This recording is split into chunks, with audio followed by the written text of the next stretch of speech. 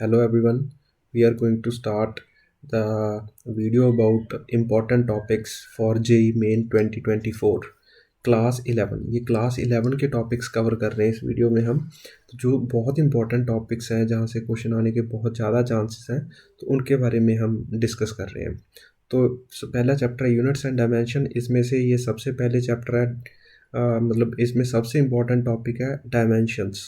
तो इसको हम 3 स्टार रेटिंग देंगे। ये 3 स्टार है, मतलब मैं टॉप मान रहा हूँ कि यहाँ से पक्का क्वेश्चन आएगा। 101% चांसेस है कि यहाँ से क्वेश्चन आएगा। हर पेपर में क्वेश्चन होगा, डायमेंशंस या यूनिट पूछेंगे। ज़्यादा चांसेस डायमेंशन के, दे can ask you the units also of different properties. Second number पे जो है वो एरर या सिग्निफिकेंट फिगर पूछ सकते हैं। सिग्निफिकेंट फिगर के चांसेस कम है, they can ask you about the error, propagation of error in addition, subtraction, production, product जब हम करते हैं, मल्टीप्लिकेशन और डिवीजन। एंड यहाँ से भी एक चांसेस है क्वेश्चन आने का, vernier calliper and screw gauge, because this is bit practical thing. तो यहाँ से भी चांसेस है, बट डायमेंशन के तो बहुत ज़्यादा चांसेस है। नेक्स्ट टॉपिक है जो, वो है हमारा काइनेमेटिक्स। इसमें मैंने दो तरह से इसको डिवाइड किया, 1 डायमेंशनल एंड 2 डायमेंशनल। 1 डायमेंशन में ग्राफ्स, सबसे इंपॉर्टेंट चीज़ मैं इसको ग्राफ्स को मानता हूँ कि यहाँ से क्वेश्चन आने के चांसेस ज़्यादा हैं। वो displacement time, velocity time, acceleration time और ये सारे ग्राफ्स, जैसे displacement, velocity, displacement, acceleration, velocity, acceleration, और सबसे ज़्यादा चांसेस है यहाँ से आने के, because this is most important. क्यों? क्योंकि इसका स्लोप और एरिया अंडर द कर्व दोनों ही हमें कुछ सिग्निफिकेंट चीज़ें देते हैं। ठीक है, तो हर एक ग्राफ का आपको स्लोप और एरिया अंडर द कर्व पता होना चाहिए कि क्या देता है, तो यहाँ से क्वेश्चन आने के चांसेस हैं। बाकी रिलेटिव से क्वेश्चन आने के चांसेस कम है। और अगर हम प्रोजेक्टाइल मोशन की बात करें, 2 डायमेंशनल मोशन की बात करें, तो यहाँ से क्वेश्चन आने के चांस है वो है रेंज। रेंज से क्वेश्चन आएगा, पक्का आएगा। रेंज से क्वेश्चन आएगा। 2 साल पहले तक प्रोजेक्टाइल मोशन से इतना क्वेश्चन नहीं आता था, बट अभी रिसेंटली यहाँ से क्वेश्चन बहुत ज़्यादा आ रहा है। तो रेंज हमें पता होना चाहिए कि मैक्सिमम रेंज कब होती है। वो हमें पता है कि थीटा इज टू 45 पे मैक्सिमम रेंज आपको मिलती है। फिर आपको ये पता होना चाहिए कि we got 2 different angles with the same range, और we can say for 2 different angles we can get same range. जैसे थीटा एंड 90 माइनस थीटा पे आपको सेम रेंज मिल जाती है। तो ऐसे क्वेश्चंस आने के चांसेस है। ठीक है, नेक्स्ट जो चैप्टर है that is NLM, Newton's laws of motion. ठीक है, तो यहाँ से क्वेश्चन आने के चांसेस हैं एनएलएम से।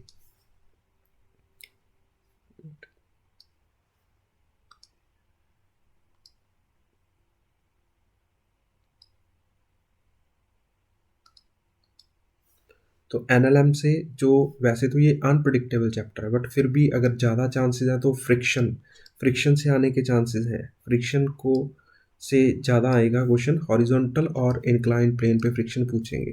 सेकंड थिंग जो इसमें से चांसेस हैं वो है tension, tension in strings, and they can ask you about the extension in springs.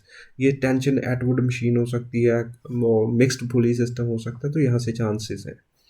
Next है हमारा सर्कुलर मोशन। सर्कुलर मोशन से क्वेश्चन सेंट्रीपिटल फोर्स पे, दे can ask you the centripetal force, radial और टेंजेंशियल एक्सेलरेशन, यहाँ से question आ सकता है।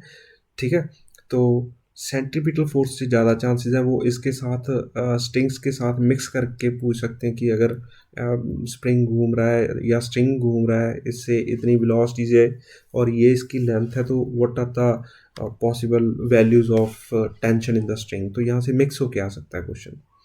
Next topic is work power energy.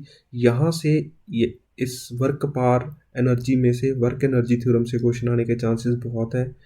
तो मतलब आप मान लीजिए कि क्वेश्चन होगा यहाँ से। और सेकंड इम्पॉर्टेंट है पावर। पावर से क्वेश्चन पूछ सकते हैं, लेकिन आस्क यू द पावर। यहाँ से हमारे पास रिलेशन होते हैं, दैट जैसे power is equal to force into velocity and also work done per unit time, कुछ ऐसे रिलेशन को लेके यहाँ से क्वेश्चन आ सकता है पावर से। नेक्स्ट टॉपिक इज हमारा COM and collision, centre of mass. तो ये बहुत इंपॉर्टेंट है ये चैप्टर। तो यहाँ से क्वेश्चन आएगा COM से, आपको COM फाइंड करना होगा, डिफरेंट शेप्स का स्पीड ऑफ COM पूछ सकते हैं वो। और जो नेक्स्ट चीज़ है जहाँ से ज़्यादा चांसेस है क्वेश्चन आने के, वो है हमारे पास linear momentum conservation, energy conservation और E is coefficient of restitution, coefficient of restitution. तो यहाँ से चांसेस हैं क्वेश्चन आने के, ज़्यादा चांसेस हैं दो का कॉम्बिनेशन होगा, दो चीज़ें एक ही क्वेश्चन में एक साथ यूज़ होंगी। अदरवाइज दे कैन, अगर ज़्यादा टफ करना होगा तो तीसरी भी। जैसे अगर मैं आपको एक एग्जांपल से बताऊं कि suppose we have a rod, ऐसे रॉड है and it can rotate in this vertical plane, और हमारे पास एक बॉल है, that ball is coming like this and E की कुछ वैल्यू गिवन हो 1/2, and after striking what is the velocity of a ball and what is the velocity of rod and what is the maximum height the rod can gain। तो सब यहाँ पे linear momentum conservation, energy conservation, coefficient of restitution, सब कुछ use होगा इसमें, ठीक है। तो नेक्स्ट जो टॉपिक है हमारे पास वो है हमारा रोटेशनल मोशन, जो काफ़ी इंपॉर्टेंट है। तो रोटेशनल मोशन से सबसे इंपॉर्टेंट चीज़ है वो है मोमेंट ऑफ इनर्शिया फाइंड करना, parallel and perpendicular axis theorem and radius of gyration। यहाँ से तो क्वेश्चन आप मानिए कि होगा ही होगा आपके पेपर में, ठीक है। हर पेपर में एक क्वेश्चन आएगा मोमेंट ऑफ इनर्शिया फाइंड करने का, पैरेलल एक्सिस थ्योरम या perpendicular axis theorem they can ask. और इसके अलावा हमारे पास kinetic energy in combined T plus R, translational plus rotational motion में they can ask you the kinetic energy. पूछ तो वो कुछ भी सकते हैं, आपको पूछ सकते हैं linear momentum in combined T plus R, angular momentum, but सबसे ज़्यादा चांसेस है काइनेटिक एनर्जी से। और लास्ट चीज़ है जो इस चैप्टर में एंगुलर मोमेंटम कंजर्वेशन, ये चैप्टर बहुत बड़ा है, बट आपको कुछ फेवरेबल टॉपिक्स मैं बता रहा हूँ जहाँ से चांसेस ज़्यादा हैं क्वेश्चन आने के, तो ये इम्पॉर्टेंट है। अगर आपको रेडियस ऑफ gyration के बारे में नहीं पता तो please comment below, I will make a video on this. Next chapter है जो वो है ग्रेविटेशन। ग्रेविटेशन में सबसे ज़्यादा चांसेस हैं variation of G with height with depth. अगर मास चेंज होगा किसी प्लैनेट का तो जी में का क्या वेरिएशन आएगा, जी की वैल्यू होती है G=G m/r², where this is universal gravitational constant, mass of the planet, radius of the planet and g is acceleration due to gravity। तो मास के साथ कैसा चेंज होता है, रेडियस के साथ, रो के साथ, और वो आपको रेशियो में पूछेंगे कि अगर एक प्लैनेट का पहले ये था तो बाद में रेडियस ये कर दिया, डेंसिटी चेंज कर दी, तो अब रेशियो में मतलब कैसी होगी जी इनिशियल और जी फाइनल की ratio. Next is energy of a satellite revolving around a planet. यहाँ से क्वेश्चन आ सकते हैं, ये तो बहुत ही इंपॉर्टेंट था पहले वाला, अब यहाँ से क्वेश्चन आ सकते हैं। और उसी घूमते हुए सैटेलाइट की अराउंड द प्लैनेट, उसकी orbital velocity, escape velocity, time period पे यहाँ पे बात हो सकती है, ये भी इंपॉर्टेंट टॉपिक है, ठीक है। लास्ट इस स्लाइड में हम देखेंगे तो हमारे पास है सॉलिड्स। सॉलिड्स में सबसे इंपॉर्टेंट चीज़ है हुक्स लॉ। तो आप मानिए कि यहाँ से क्वेश्चन आने के बहुत चांसेस हैं। हुक्स लॉ हमें पता है, stress is equals to Y times strain, ये यहाँ से क्वेश्चन आ सकता है। स्ट्रेस को हम लिखते हैं force upon area is equal to Y times delta L upon L, तो ये चांस हैं यहाँ से क्वेश्चन आने के। Next is energy per unit volume. यहाँ से कई बार डायरेक्टली फॉर्मूला पूछा जा चुका है, half into stress into strain, ये है इसका रिलेशन। और भी दो रिलेशन है, तो तीन रिलेशन है इसके टोटल। तो यहाँ से हुक्स लॉ से क्वेश्चन आने के चांसेस है, यहाँ से क्वेश्चन आने के चांसेस है। हुक्स लॉ से तो बहुत ज़्यादा चांस है क्वेश्चन आने के, इसी फॉर्मूले पे क्वेश्चन होगा। और मॉडुलस ऑफ इलास्टिसिटी पे आएगा, Young's modulus, bulk modulus, modulus of rigidity, C से लिखते हैं या जी से भी लिखते हैं, और इनके रिलेशंस पूछ सकते हैं वो, ठीक है, रिलेशन बिटवीन दीज टू। तो हमें ये पता होना चाहिए यंग्स मॉडुलस क्या है, बल्क मॉडुलस क्या है, ये क्या है। जैसे बल्क मॉडुलस है हमारे पास beta is equal to -v/dp/dv, this is change in pressure, change in volume by original volume, तो ये हमारे पास बीटा है। इसका जो रिवर्स होता है 1/बीटा, दैट इज कॉल्ड कंप्रेसिबिलिटी। तो ये सब चीज़ें आपको पता होनी चाहिए, this is also important topic.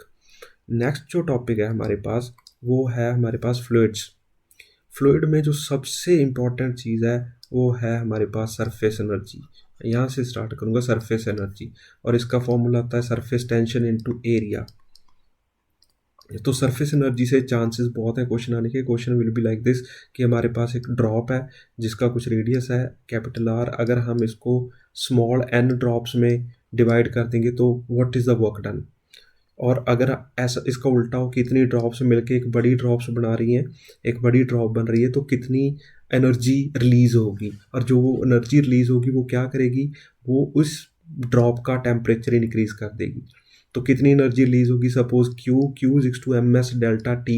तो आपको मास पता होगा, स्पेसिफिक हीट पता होगी, तो कितना टेम्परेचर चेंज हो सकता है इस ड्रॉप का। तो यहाँ से ये भी पूछ सकते हैं, और यहाँ ड्रॉप्स दे के आपको एक भी पूछ सकते हैं, ठीक है। Next important topic is height of liquid in capillary. तो इसका एक फॉर्मूला आता है excess pressure in a drop और बबल। ये बहुत इंपॉर्टेंट टॉपिक है, यहाँ से क्वेश्चन आने के चांसेस हाई चांसेस है। तो ये 2T/R ड्रॉप के लिए होता है, और 4T/R करके कुछ बबल के लिए होता है, where T is tension and R is the radius.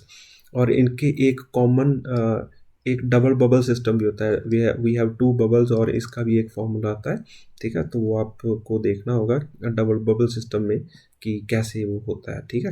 वो कुछ 4T/R1 × R2/R1 + R2 टाइप्स कुछ है, ऐसा फॉर्मूला। अगर मैं सही हूँ तो आप चेक कर लेना एक बार, ठीक है। तो इससे क्वेश्चन आने के चांसेस हैं बहुत। विस्कोसिटी और स्टोक्स लॉ इसीलिए क्योंकि इसमें काफ़ी कुछ चीज़ें, बॉयड फोर्स वगैरह सब कुछ इसमें आ जाता है, और विस्कोसिटी आ जाती है, तो इसीलिए ये इंपॉर्टेंट बन जाता है, ठीक है, स्टोक्स लॉ।